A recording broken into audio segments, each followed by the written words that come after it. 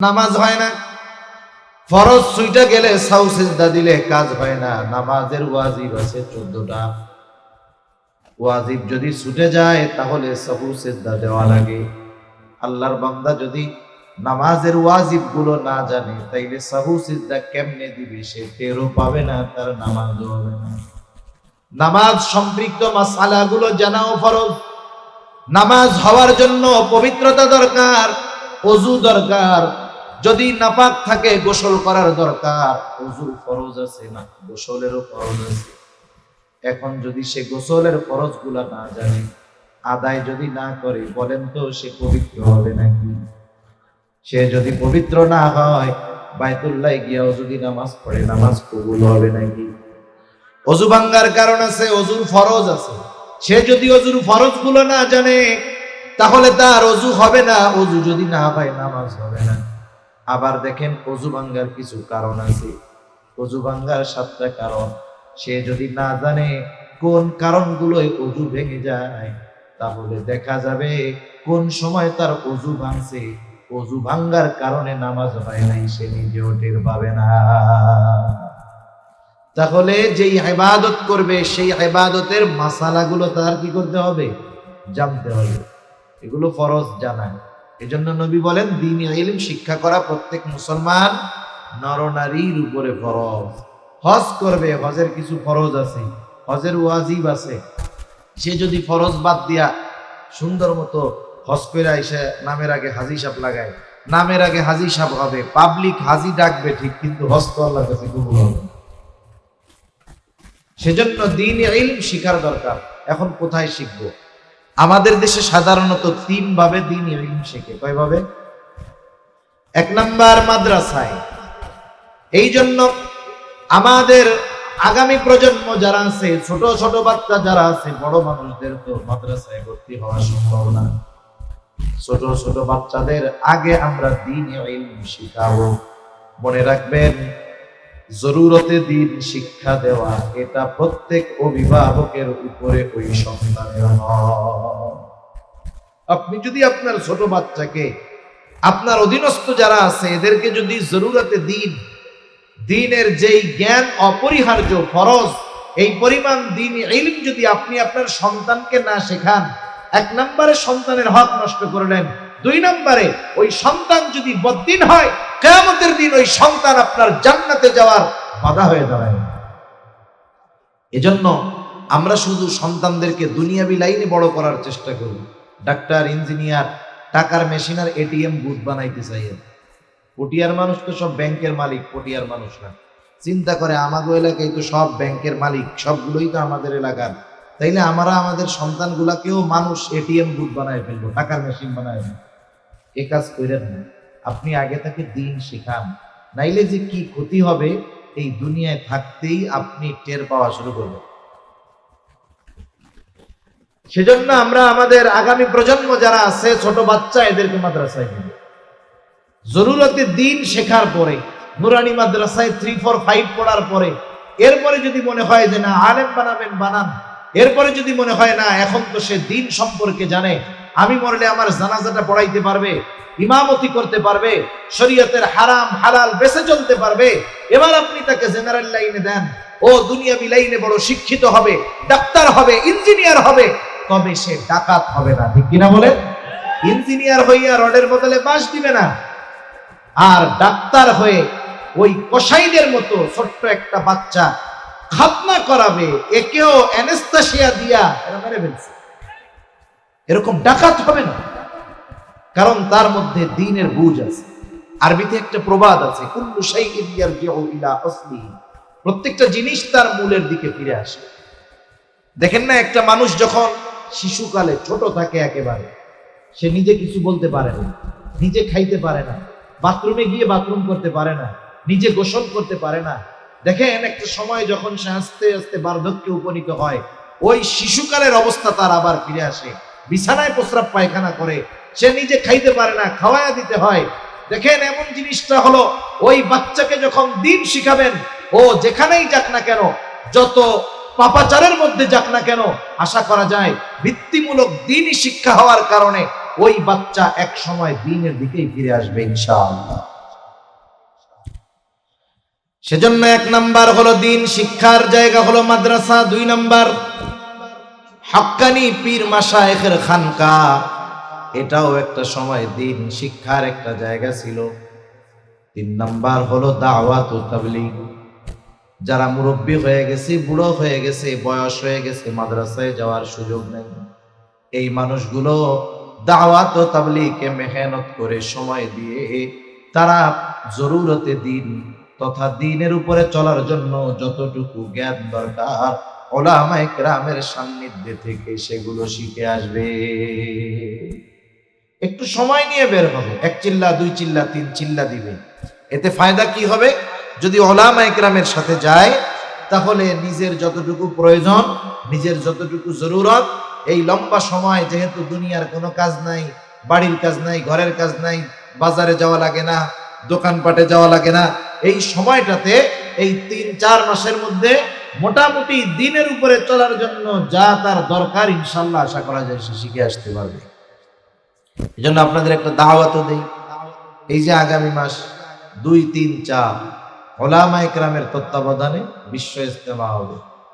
আমাদের যাদের সুযোগ আছে, যুবক হোক, তরুণ হোক আর বৃদ্ধ হোক, যাদের সুযোগ আছে, সময় আছে, একটু হিম্মত করে নিয়ত করে বের হয়ে যাবেন যে আমি 1 চিল্লায় যাব, 2 চিল্লায় যাব, 3 চিল্লায় যাব। আপনি যান, আল্লাহর রাস্তায় গেলে এর ফায়দা আপনার বুঝে আসবে, এর উপকার বুঝে আসবে। মনে করেন অনেকে আমরা সময় থাকার পরেও অবহেলা করি, সময় দেই না। বলেন তো আল্লাহ না করুক, যদি আমি অসুস্থ হয়ে যাইতাম, আমার যদি হাত পা ভেঙে যাইতো, আমার তো 6 মাস বিছানায় পড়ে থাকা লাগতো কি লাগতো না? এজন্য অতি জরুরি কাজ যাদের নাই, এখন থেকেই একটু মানসিকভাবে প্রস্তুতি নেন যে আমরা 1 চিল্লা 2 চিল্লা 3 চিল্লা যে যেরকম পারি সময় দিব ইনশাআল্লাহ। দেওয়া যাবে না ইনশাআল্লাহ? আল্লাহ তৌফিক দান করুন। তাহলে যে কথা বলতেছিলাম, আমলে সালেহ হওয়ার জন্য 1 নাম্বার শর্ত হলো ইখলাস, 2 নাম্বার শর্ত হলো সুন্নাত, 3 নাম্বার শর্ত হলো ইলম, তথা যেই আমল করবে সেই আমলের ব্যাপারে পরিপূর্ণ জ্ঞান অর্জন করবে। 4 নাম্বার ইবাদত কবুল হওয়ার অন্যতম শর্ত হলো হালাল খাবার। হালাল খাবার, হালাল খাবার ছাড়া ইবাদত কবুল হয় না। আল্লাহ রাব্বুল আলামিন হালাল খাবারের ব্যাপারে কতটা গুরুত্ব দিয়েছেন। হালাল খাবার যেমন জরুরি, সাথে সাথে হালাল উপার্জনটাও জরুরি। উপার্জনও হালাল হতে হবে, খাবারও হালাল হতে হবে। উপার্জন হারাম, খাবার যদি হালাল হয় কাজ হবে না। উপার্জন হালাল, খাবার যদি হারাম হয় কাজ হবে না। উপার্জনও হালাল হতে হবে, খাবারটাও হালাল হতে হবে। অনেক মানুষ আছে হারাম উপার্জন করে, ওইটা নিয়ে টেনশন নাই, কিন্তু হালাল খাবারের ব্যাপারে বড় সতর্ক। আছে না এরকম? হালাল উপার্জনের ব্যাপারে কোনো টেনশন নাই, অথচ কেউ যদি হালাল উপার্জনের নিয়তে, হালাল খাবারের নিয়তে, হালাল উপার্জনের নিয়তে কেউ যদি বের হয়, কোনো কাজ করে, নিয়ত যে আমি এই কর্মের দ্বারা হালাল উপার্জন করব, তাহলে ওই উপার্জনটাও, ওই কর্মটাও ইবাদত হিসাবে তার আমলনামায় যোগ হবে। সুবহানাল্লাহ। হালাল উপার্জনের জন্য আল্লাহ বের হইতে বলছে। আল্লাহ তাআলা বলেন, ফাইদা কুদিয়াতিস সালাতু ফান্তাশিরু ফিল আরদি ওয়াবতাগু মিন ফাদলিল্লাহ। আল্লাহ রাব্বুল আলামিন বলেন, ফাইদা কুদিয়াতিস সালাহ ফান্তাশিরু ফিল আরদ, তোমরা নামাজ শেষ করার পরে জমিনের মধ্যে ছড়ায় পড়ো। কি করবা জমিনে ছড়ায়া? ওয়াবতাগু মিন ফাদলিল্লাহ, আল্লাহর দেওয়া অনুগ্রহ থেকে অনুগ্রহ অন্বেষণ করো। বলেন তো আল্লাহর অনুগ্রহ হালালের মধ্যে নাকি হারামের মধ্যে? হালালের মধ্যেই আছে আল্লাহর অনুগ্রহ। এখানে উদ্দেশ্য হলো নামাজের পরে তোমরা হালাল উপার্জনের জন্য জমিনের মধ্যে ছড়ায় পড়ো, আর ওইখান থেকেই উপার্জন করো যেই জায়গায় আল্লাহ তাআলার অনুগ্রহ আছে।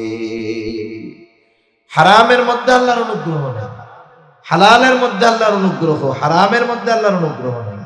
এজন্য কেউ যদি হালাল উপার্জনের নিয়তে বের হয়, তারটা ইবাদত। নবীজি বলেন, কাসবুল হালালি ফারিদাতুন বাদাল ফারিদা, ফরজ ইবাদতের পরে অন্যতম ফরজ ইবাদত হলো হালাল উপার্জন করা। কিন্তু আফসোস, আজকে হালাল উপার্জনের চিন্তা আমাদের মধ্যে নাই। আমরা চিন্তা করি যেই পাশ দিয়ে যা আসে কামাই নিতে পারি যত। আজকে হারাম উপার্জনটাকে আমরা সাধারণ মনে করি। অনেকে যাদের সুযোগ আছে ঘুষ খাওয়ার সুযোগ, মাথায় টুপি মুখে দাড়ি নামাজ পড়া হিসাবে ঘুষ খায়, আবার ঘুষ রে নাম বদলায়া খায়। আছে না নাই? ঘুষের কত নাম আছে জানেন? ঘুষের এক নাম হলো স্পিড মানি, মানে যেই টাকা দিলে কাম তাড়াতাড়ি হয়। ঘুষের আর এক নাম হলো চা খাওয়ার পয়সা। চা খাইতে কয় টাকা লাগে? এক কাপ চার দাম 10 টাকা, ভালো হোটেলে খাইলে নিলে 50 টাকা। কিন্তু ওরা যে কোন কাপে আর কি চা খায় আল্লাহ জানে। যেটা কম খায় ওইটারে বলে এক কাপ চার দাম 1000 টাকা। কয় চা পানের কিছু টাকা দিলেন না? বিভিন্ন জায়গায় মানুষের সাহায্যের জন্য বিভিন্ন জায়গায় সরকার কিছু লোকরে নিয়োগ দিয়ে রাখছে আমার আপনার উপকারের জন্য, কাজ করার জন্য। মনে করেন ইউনিয়ন পরিষদে আছে, ভূমি অফিসে আছে, প্রত্যেক জায়গায় আছে না লোক নিয়োগ দেওয়া। সরকার তাকে মাস শেষে বেতন দেয় না? এ বেতনটা দেয় কোথার থেকে? জনগণের ট্যাক্স থেকেই তাকে দেওয়া হয়। তার মানে আমি আপনি ওই সমস্ত অফিসে গিয়ে তারা যে আমাদের উপকার করে তা না, বরং আমাদের উপকার করার কারণে আমরা তাদেরকে টাকা দেই, ফিস দেই। টাকাটা সরাসরি তার হাতে যায় না, গভর্নমেন্টের মাধ্যমে তার কাছে যায়। কিন্তু আফসোস, ওইসব চেয়ারে যারা বসছিল পাবলিকের খেদমত করার লাইগা, পাবলিকের খেদমত করার জন্য, কিন্তু উল্টা পাবলিকের যাইয়ে তাকে খেদমত করা লাগে। আপনি যদি বলেন আমার এই কাগজটা দরকার, দেখবেন ও 3 ঘন্টায় খুঁজে পায় নাই। টেবিলের তল দিয়ে একখান ধরাই দিবেন, দেখবেন 3 মিনিটও লাগবে না, বের হয়ে চলে আসছে। এটা এক ধরনের জুলুম। ঘুষ তো আছে, হক নষ্ট, জুলুম। সেজন্য এই ধরনের কাজ কাম করা যাবে না। চা খাওয়ার নামে ঘুষ নেওয়া যাবে না। আবার যদি কেউ ইচ্ছা কইরা ঘুষ প্রদান করে সেও অপরাধী। আর রাশি ওয়াল মুরতাশি ওয়ার রায়েশ, ঘুষ দাতা, ঘুষ গ্রহীতা আর মধ্যস্থতাকারী উভয়ে সমান অপরাধী। আমাদেরও অভ্যাস খারাপ। আমরা গিয়া বলি ভাই কাজটা করে দেন, চা পানের টাকা দিব না। আরে ওইটা তো কাজটা করাই তো ওর দায়িত্ব। আপনি আগে গিয়ে কেন চা পানের কথা বলেন? তার মানে আপনিও অপরাধী, ও অপরাধী। আবার যদি কেউ মধ্য থেকে মধ্যস্থতা করে দেয়, ও সমান অপরাধী। এজন্য সাবধান, এই ধরনের খারাপ কাজের মধ্যে আমরা যাব না। এগুলো খুব খারাপ কাজ। উপার্জনটা করতে হবে হালাল। মানুষ উপার্জন যা হোক এটার দিকে নজর দেয় না, খাবার হালাল কিনা এটার দিকে খুব দেখে। মনে করেন একজন লোক এরকম স্পিড মানি দিয়া পকেট ভরে ফেলছে। স্পিড মানি মানে ঘুষের টাকা তার পকেটে ভরা। এখন বাজারে আসছে, নামাজ কালামও আবার পড়ে। মাঝে মধ্যে আমরা যে অনলাইনে দেখি যে ভাইরাল হয়েছে, নামাজি ব্যক্তি টুপি মাথায় দিয়ে খাইতেছে ঘুষ। এখন ও যদি ঘুষ খায়, বলেন তো এটা তো নিঃসন্দেহে হারাম, তাই না? নিঃসন্দেহে হারাম না, নাকি সন্দেহ আছে আবার আপনাদের? ঘুষ যে হারাম কোনো সন্দেহ আছে? এখন একজন যদি হারামরে হারাম মনে করে খায়, বড় গুনাহ হইল ঠিক, কিন্তু বেঈমান হইল না। কিন্তু ওই বেটা যদি এই ঘুষটাকে নিজের জন্য বৈধ মনে করে খায়, ও যে বেঈমান কোনো সন্দেহ নাই। এদেশের অনেক মানুষ আছে এই ঘুষটাকে তারা বৈধ মনে করেই খায়। আর পাবলিক কি করবে? ওরে তো না দিলে কাজ হবে না, উপায় নাই, বাধ্য হয়ে দেয়। এখন ওই ঘুষের টাকা তার পকেটে ভরা, টাকাটা তো হারাম কোনো সন্দেহ নেই। এখন বাজারে আসছে, বাজারে এসে দেখি বড় একটা গরু জবাই হয়েছে। বড় গরুর গোস্ত ছোট গরুর গোস্তের চাইতে একটু মজা বেশি। গরুর গোস্তর স্বাদই ভিন্ন রকম। আমরা হইলাম এরকম মুসলমান যে গরুর গোস্ত না খাইলে আমাদের নিজেদেরকে মুসলমান মনে হয় না। এখন গরুর গোস্ত কেনার জন্য কসাইয়ের কাছে গেছে। আপনারা হয়তো জানেন, কসাই যত বড় গরু হোক, ওদের সিস্টেম আছে, 2-3 জনে মিলে ওই বড় গরুরে জবাই দিয়ে ফেলে। আর কোরবানির সময় এক গরু আমরা 15 জন ধরি, এরপরেও অর্ধেক জবাই দেওয়ার পরে ওই গরু লাফ দিয়ে উঠে যায় আমাদের হাত থেকে। আমাদের কৌশল জানা নাই। এখন ওই লোক ওয়াজের মধ্যে শুনছে যে হালাল প্রাণীর গোস্ত যদি ইচ্ছা কইরা যদি কোনো হালাল প্রাণী জবাই দেওয়ার সময় আল্লাহর নাম বাদ দেওয়া হয় ইচ্ছা কইরা, তাইলে ওই হালাল প্রাণীর গোস্ত আর হালাল থাকে না। এখন কসাইরে গিয়ে জিজ্ঞাসা করতেছে, এই নামাজ কালাম তো পড়ো না, উল্টা পাল্টা তো করে বেড়াও। এই যে গরু যখন জবাই দিছিলা বিসমিল্লাহ কইছিলা? আল্লাহর নাম কি বলছিলা?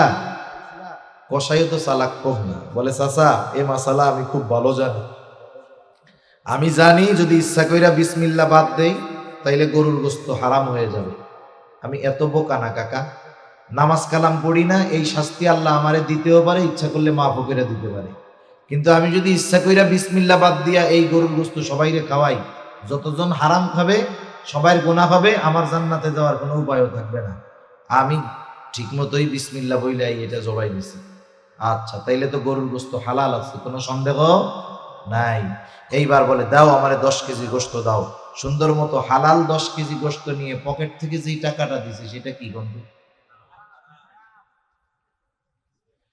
বিষয়টা হইল হারাম টাকা দিয়ে যদি কেউ হালাল কিনে, এটাও হারামের মতো। এটাও কিসের মতো? হারামের মতো। কেউ যদি ভালো জিনিস, একজন জমজম পানি নিয়ে আসছে সৌদি আরব থেকে, জমজমের ফজিলত শুইনা ও চিন্তা করছে পানি তো চাইলে দিবে না, তাহলে চুরি করে খেয়ে ফেলি। বলেন তো, পানি ঠিকই জমজমের খাইলো, কিন্তু কামটা কি হইছে? সোয়াব হইছে? গুনাহ হইছে না? এই যে টাকাটা আনছে ওটা অন্যের হক নষ্ট করে আনছে। এখন ও যে হালাল জিনিস কিনলো, ও তো হালাল টাকা দিয়ে কিনে নাই, ওটাও হারামের মতো। এজন্য উপার্জন হতে হবে হালাল, সাথে সাথে খাবারটাও হতে হবে হালাল। এখন কেউ যদি হারাম উপার্জন করে হারাম খায়, বড় বড় কয়েকটা ক্ষতি হয়। 1 নাম্বার ক্ষতি, যে হারাম খায় হারাম উপার্জন করে, আল্লাহ রব্বুল আলামিন তার দোয়া কবুল করে না। দোয়া কবুলের যত সময় আছে, যত স্থান আছে, হারাম খরের কোনো দোয়া কবুল হয় না। ও বাইতুল্লাহর গেলাফ ধরে যদি ঝুলে থাকে তাও ওর দোয়া কবুল হয় না। নবীজি সাল্লাল্লাহু আলাইহি ওয়াসাল্লাম একজনের ব্যাপারে উপমা দিচ্ছেন। একটা লোক বহু পথ সফর করে আসলো, তার উস্কো খুস্কো চুল, তার ক্লান্তির ছাপ, সে আল্লাহর কাছে কায়কোনা বাক্যে দোয়া করতেছে, কায়কোনা বাক্যে একাগ্রতার সাথে আল্লাহর কাছে দোয়া করতেছে। নবীজিকে আল্লাহ তাআলা ওই ব্যক্তির হালত বুঝায় দিলেন। সাহাবায়ে কেরাম মনে করতেছে, আহারে এই ব্যক্তি যেমনে কাকুতি মিনতির সাথে দোয়া করতেছে, আল্লাহ তাআলা এই ব্যক্তির দোয়া ফিরায় দিতে পারেন না। নবী বললেন, ওই ব্যক্তির দোয়া কেমনে কবুল হবে? যার দেহটা হারাম খাবার দিয়ে গঠিত, যার গায়ের পোশাকটা হারাম টাকায় কেনা, এর দোয়া আল্লাহ কেমনে কবুল করবে? তাহলে যে হারাম খায় হারাম উপার্জন করে, 1 নাম্বার ক্ষতি, তার দোয়া কবুল হয় না। মানুষের টাকা মেরে হজ করলেও হজ কবুল হয় না, দোয়া কবুলের স্থানগুলোয় গেলেও দোয়া কবুল হয় না। 2 নাম্বার ক্ষতি, নবীজি বলেন লা ইয়াদখুলুল জান্নাতা জাসাদুন উদিয়া বিল হারাম, হারাম বক্ষণকারীর শরীর জান্নাতে প্রবেশ করবে না। একটু খেয়াল করেন, হারামের 1 নাম্বার ক্ষতি, দোয়া কবুল হয় না। 2 নাম্বার ক্ষতি, জান্নাতে যাওয়া যাবে না। 3 নাম্বার ক্ষতি, যে হারাম খায় আল্লাহ তাআলা তার ইবাদত কবুল করে না। আল্লাহ তাআলা কোরআনুল কারীমের মধ্যে বলেন, ইয়া আইয়ুহার রাসূলু কুলু মিনাত তাইয়্যিবাতি ওয়া'মালু সলিহা। আল্লাহ তাআলা বলেন, সব রাসূলগণের উপরে আল্লাহ তাআলার নির্দেশ, ও রাসূলগণ কুলু মিনাত তাইয়্যিবাত, আপনারা পবিত্র খান তথা হালাল খান। এরপরে আল্লাহ তাআলা বলেন ওয়া'মালু সলিহা, আর আমলে সলিহ করেন। বুজুর্গানে দ্বীন উলামায়ে কেরাম বলেন, এর দ্বারা এই বিষয়টা স্পষ্ট হয়ে যায়, যার খাবার পবিত্র নয় তথা যার খাবার হালাল নয়, তার আমল কখনো আল্লাহর দরবারে কবুল হবে না। 4 নাম্বার ক্ষতি, কেউ যদি হারাম রে হালাল মনে করে, সে জান্নাতে তো যাবেই না, বরং সে বেঈমান হবে। কেউ যদি সুদের টাকারে হালাল মনে করে, ঈমান থাকবে না যাবে? আমাদের দেশে কত মানুষ আছে কষ্ট করে উপার্জন করে, লাস্টে শেষ বয়সে এসে হারাম খায়া খায়া মরে। একজন লোক মনে করেন সে চাকরিকালীন সময় ইবাদত বন্দেগী করার টাইম পায় না, ঘুষ টুসও খায় না, যতটুকু তার বেতন ততটুকু দিয়ে কষ্টে মষ্টে সংসার পরিচালনা করে। এইবার ওই লোকটার চাকরিকালীন সময় শেষ, চাকরিকালীন সময় শেষ। এখন সে মসজিদ থেকে আর বাহিরই হয় না। আগে মসজিদে ঢুকতে পারতো না, এখন মসজিদ থেকে কি হয় না, বাহির হয় না। এখন একজন তারে জিজ্ঞাসা করতেছে, কি ব্যাপার চাচা, আগে তো নামাজ কালাম পড়তেন না, এখন তো দেখি মসজিদ থেকে বাইরে হন না। কয় আগে তো উপার্জনের টেনশনে, পরিবার চালাবো কেমনে এই চিন্তায় নামাজ পড়ার টাইম পাইতাম না। তা কি বলেন, আগে তো চাকরি ছিল, এখন তো চাকরি নাই। বলে আলহামদুলিল্লাহ, আগের চেয়ে আরো ভালো আছে। কেমনে ভালো আছে? বলেন চাকরি শেষ হয়েছে, 80 লাখ টাকা পাইছি। কত পাইছি? 80 লাখ টাকা পাইছি। এই 80 লক্ষ টাকা একসাথে ব্যাংকের মধ্যে ফিক্সড ডিপোজিট করে জমায় রাখছে। এখন মাসে মাসে 50,000-এর উপরে ওই জায়গা থেকে পাই। আলহামদুলিল্লাহ, ভালো চলতেছে। এখন কোন তো এই যে ফিক্সড ডিপোজিটে রাখা মাসে মাসে যে টাকায় ডিম পাড়ে আর খায়, এই টাকা হালাল না হারাম? সুস্পষ্ট সুদের টাকা, খাইতেছে সুদের টাকা, বলতেছে আলহামদুলিল্লাহ। কেউ মনে করেন মদ খাবে, মদ খাওয়া হারাম। কেউ যদি মদ খায় সে বেঈমান হবে না, কিন্তু বড় এক গুনাহ করলো। কিন্তু কেউ যদি একটু ঠাট্টা মস্কারি করতে যায়, কয় বিসমিল্লাহ কইয়া মদ খায়, ও সাথে সাথে বেঈমান হয়ে যাবে, কোনো সন্দেহ নেই। খাইতেছে সুদের টাকা, বলে আলহামদুলিল্লাহ। এই যে ওইটাকে হালাল মনে করতেছে, বৈধ মনে করতেছে, হারামকে হালাল মনে করার কারণে সে ঈমান হারা হয়ে যাইতেছে। ঠিক কিনা বলেন? এজন্য আমরা যেই বিষয়গুলো আলোচনা করতেছিলাম, আল্লাহ তাআলা বললেন ইমানদার নারী হোক আর পুরুষ হোক, সে যদি আমলে সালেহ করে, কয় ধরনের পুরস্কার? জোরে বলেন। ইমানদার নারী হোক আর পুরুষ হোক, আমলটা যদি আল্লাহর দরবারে কবুল হতে হয় কিছু শর্ত আছে। এক নাম্বার, অন্যতম শর্ত হলো ইবাদতটা হবে আল্লাহর সন্তুষ্টির জন্য। দুই নাম্বার, ইবাদতটা হবে রাসূলুল্লাহ সাল্লাল্লাহু আলাইহি ওয়াসাল্লামের পদ্ধতিতে। তিন নাম্বার, ওই ইবাদত, সে যেই ইবাদত করবে সেই ইবাদতের সকল মাসলা মাসাইল জানা থাকতে হবে। চার নাম্বার, তার উপার্জন এবং খাবার উভয়টাই হালাল হতে হবে। এই বিষয়গুলো ঠিক থাকার পরে যখন মুমিন কোন ইবাদত করবে, ওই ইবাদত যত ছোট হোক না কেন, তার ওই ইবাদত যিনি কবুল করবেন তিনি কে? ইবাদত যদি কবুল হয়, দুই ধরনের পুরস্কার আমি শেষ করে দিব। দুই ধরনের পুরস্কার। এক নাম্বার, আল্লাহ তাআলা বলেন ফালানুহইয়ান্নাহু হায়াতান তাইয়্যিবা। এক নাম্বার হলো ওই মুমিন নারী অথবা পুরুষকে দুনিয়ায় পবিত্র জিন্দেগি দান করা হবে, পবিত্র হায়াত তাকে দেওয়া হবে। ফালানুহইয়ান্নাহু হায়াতান তাইয়্যিবা, তাকে হায়াতে তৈয়বা দেওয়া হবে। আমরা অনেক সময় দোয়া করি না, আল্লাহ আপনি আমাদের হায়াতে তৈয়বা দেন, অমুককে হায়াতে তৈয়বা দেন। হায়াতে তৈয়বা মানে কি? মুফাসসিরিনে কেরাম যে কয়েকটা অর্থ করেন, এর সমষ্টিগত অর্থটা এরকম আসে যে সচ্ছলতার সাথে অমুখাপেক্ষী ইবাদত গুজার, ইবাদত করার সাথে তার গোটা হায়াত অতিবাহিত হবে। তার মানে সে দুনিয়ার জগতে ইবাদতের মজা পাবে, দুনিয়ার জগতে অমুখাপেক্ষী থাকবে। আল্লাহ তাআলা তাকে হালাল ভাবে সুখ, স্বাচ্ছন্দ্য, শান্তি প্রদান করবে। এ দুনিয়াতে তার যতটুকু প্রয়োজন ওইটুকুর ব্যবস্থা আল্লাহ তাআলা করবে। সুবহানাল্লাহ। এখন বলেন, আমার যদি কারো কাছে হাত পাতা না লাগে, দুনিয়ায় যতটুকু প্রয়োজন ততটুকুর ব্যবস্থা যদি হয়ে যায়, ইবাদতে যদি আমি মজা পাই, গুনার থেকে যদি বাঁচতে পারি, তাইলে এর মতো সুন্দর হায়াত, এর মতো সুন্দর জীবন অতিবাহিত করা আর কিছু কি হইতে পারে? আল্লাহ তাআলা বলেন হায়াতে তাইয়্যিবা, উত্তম জিন্দেগি আমি তাকে দান করব। এক ধরনের পুরস্কার। দ্বিতীয় ধরনের পুরস্কার আল্লাহ তাআলা দিবেন আখিরাতে। আমি শুরুতেই বলেছি, আল্লাহ তাআলা দুনিয়াতে কোন সৎকর্মশীলের সৎকর্মের পূর্ণ প্রতিদান আল্লাহ দুনিয়াতে দেন না, সাম্যক দেন, কিন্তু মূল প্রতিদান দিবেন আখিরাতে। এরপরে আল্লাহ তাআলা বলেন কি দিব তাকে?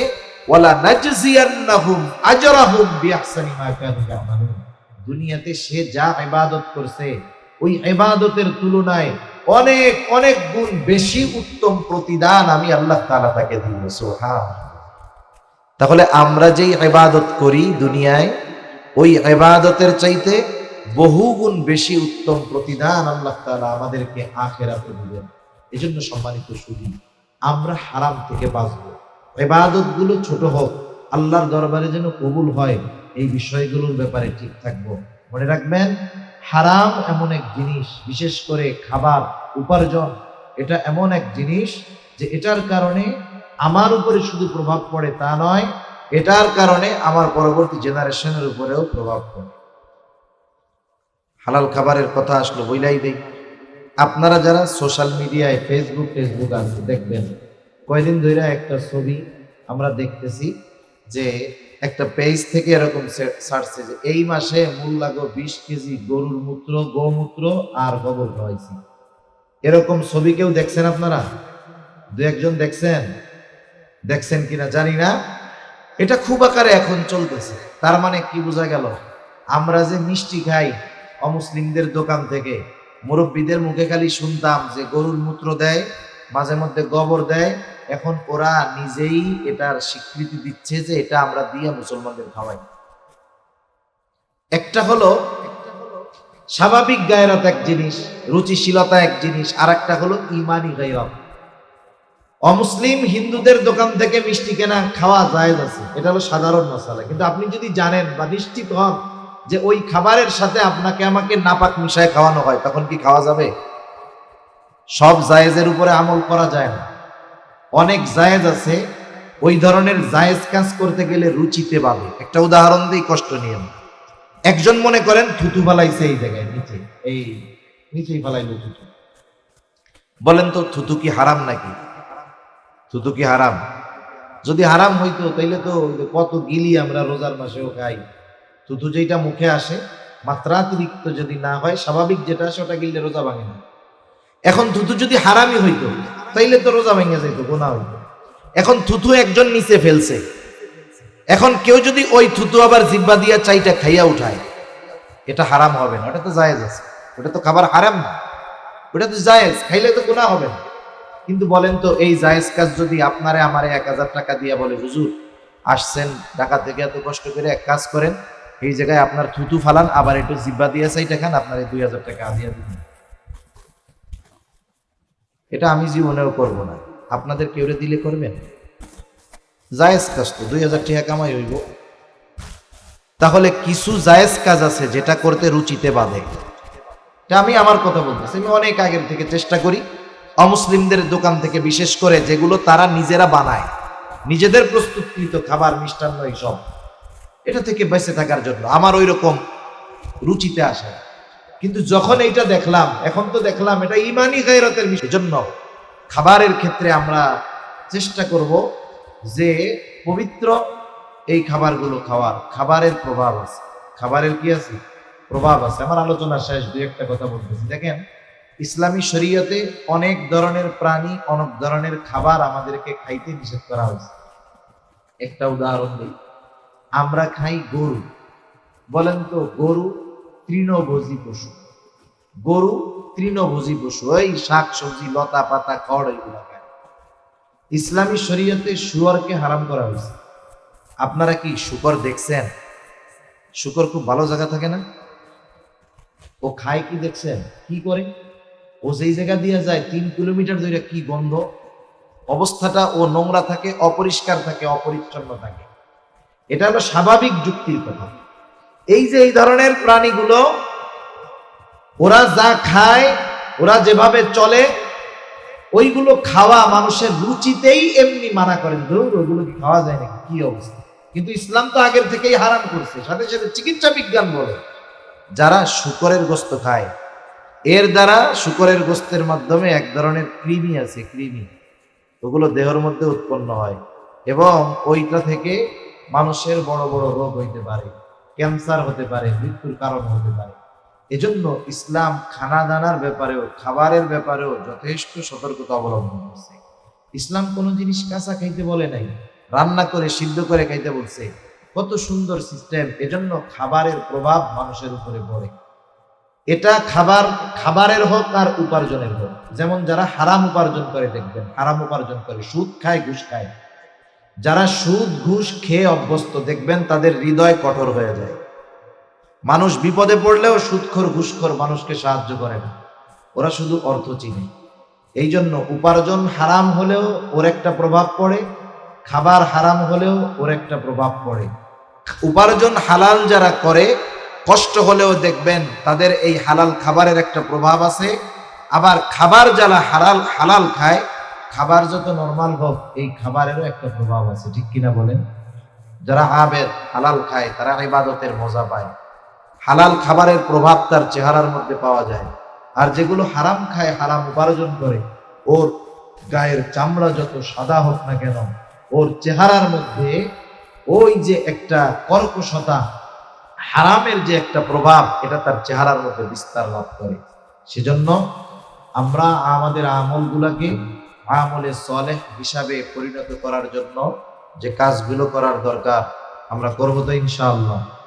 সর্বোপরি কথা, হারাম খাবো না, হারাম উপার্জন করবো না, অন্যটা মেরে খাবো না, তাহলে কিয়ামতের দিন আল্লাহ তাআলার কাছে ধরা পড়তে হবে।